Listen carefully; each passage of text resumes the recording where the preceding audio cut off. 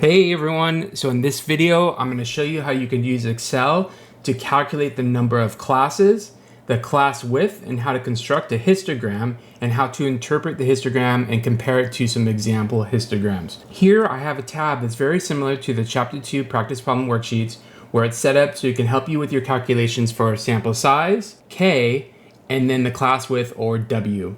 I've also downloaded some data that will be similar to the problem on MyLab in your Chapter 2 homework. So on the data tab here, I just have some numbers from a sample size. I also have a screenshot of some example histograms that we're gonna compare our histogram to, and you basically are just gonna pick the one that most closely resembles the histogram that we got. So let's go ahead and get started here. I'm gonna go ahead and do some calculations on this sheet since this is where our data is, and then we'll move over to the other sheet to do our calculations. First, let's calculate the sample size. I'm gonna go ahead and plug in N here. You could just count these up manually. We could also see that we have no header row and it goes to row 33. So we know our sample size is 33. Another option is to just highlight the numbers and then look on the bottom down here and you see that it says count of 33. You could also use a function to get this number. So if I do the count function and then highlight the numbers, we get 33. Next, we need to calculate our K, or the number of classes. So the formula for K is we're gonna use the rule 2 to the K is greater than or equal to our sample size.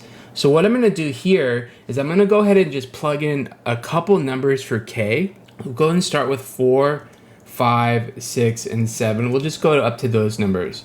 Then what you could do here is you could just do equals 2, then to the power of the K, which in this case would be 4, and we get 16. So we know that that's not greater than or equal to 13, so we're gonna go ahead and go to the next number. But with the power of Excel, I could just drag this down, all the way down to 7, and so we could see that when we get to 6, we have 64, which is greater than or equal to 33, so we're gonna use that for K, or the number of classes.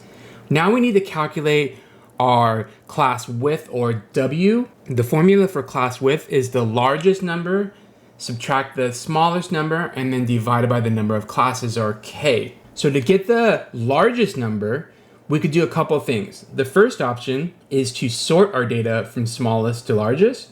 So I'm gonna go ahead and highlight my numbers here, and I'm gonna go data, sort, column A, no header, from smallest to largest. I'm gonna click OK, and we see here that we have 1788 is our smallest. I'll go ahead and highlight that in yellow, and we see that we have 622,791 is our largest number. Go ahead and highlight that in yellow as well. But let's go ahead and do this with a formula as well. So I'm gonna go ahead and type in, we'll just call this min, and we'll say equals min, and then our numbers. So we get the 1788, so that matches there. We'll do our max equals max, highlight our numbers, and we get the 622,791 that also matches. So now we have everything we need to do our calculations. Let's go ahead and jump over to this K and class width tab. So we know that our sample size is 33. So in this sheet, it will not highlight the answers as correct like it does in the practice problem worksheets because your numbers and data will vary for your problem. So we know that the K is 6, and we know that 6 power is gonna be 64. Now we need to do the largest number, which was 622,791. 622,791. The smallest number was 1788. 1788. The denominator is K, so I'm just gonna say equals K. Next, we're gonna do the subtraction. Equals this minus this, and then K just transfers over. And now we just have to do the division. Equals this divided by 6 equals 103,550. However, we need to round this up to the nearest 1,000 for a nicer class width. So we can see here, we're not gonna do a function for this one, we're just gonna round it up. So we can see that going up, this should be 104,000. And that is going to be our class width, or W. So now we're ready to construct our histogram. We're gonna go back to the data tab. We're gonna go ahead and highlight our numbers here. We're going to go to the Insert ribbon, and we're going to go to the Statistical Charts, and we're going to select Histogram.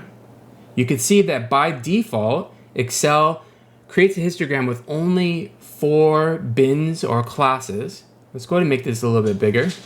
So I am doing this video on a Windows computer. So to change the number of bins or classes or the bin width, you will right click on the X axis. If you are on a Mac, you are going to secondary click on the bars, so the blue bars.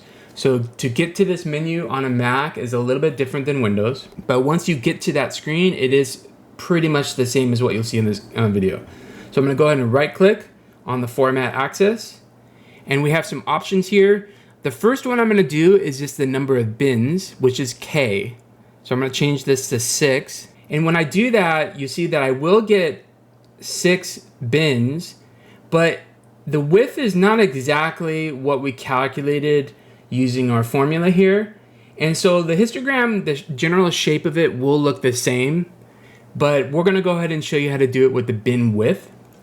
So I'm gonna change this to bin width, and I'm just gonna do 104, and you can actually see what it did is it didn't round it up from our calculations from before. So we'll go ahead and do 104,000 and click enter.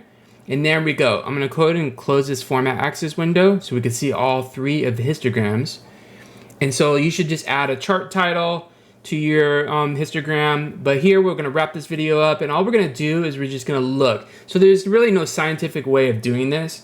So if we just compare the examples to ours, you're just looking for the general shape and pattern. So if I look at A, I could see here that at the end it kind of pops out to me that we have one bin that's higher and then the last bin is lower. And we could definitely see that we don't have that here. And if I go to B, we have this shape, and then we have the lowest bin here, and then we have 2 that are almost exactly the same. So we could see that the answer here is gonna be B, but if looking at C, it's kind of very similar to A. So the answer on this particular problem, if you were to have this example, would be B. And we'll wrap it up as we do need to interpret our histogram. So we can very clearly see that the vast majority of people in this sample, this is a very generalized data set. We don't know what it is. In the homework problem, it was passengers for a particular airline. So we can see that the majority is in this lowest bin. So you're gonna select the answer that said that the majority of, let's say, passengers or customers or people is in the bin less than or equal to this. You might also notice that it may not exactly match up with this histogram because the bin width, it started at 1788, which is the lowest number. However, on my lab, they started it at 0. But that should not really generally change your interpretation or the shape and distribution of the data. Well, everyone, that wraps up this video on how to use Excel to calculate K and the class width, and also to construct a histogram and interpret.